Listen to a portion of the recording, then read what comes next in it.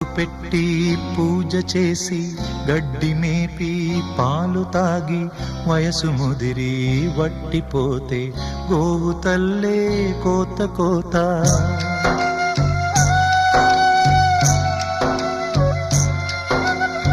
బొట్టు పెట్టి పూజ చేసి గడ్డి మేపి పాలు తాగి వయసు ముదిరి వట్టిపోతే గోవు తల్లే కోత కోత. విత్తు నాటి చెట్టు పెంచితే చెట్టు పెరిగి పళ్ళు పంచితే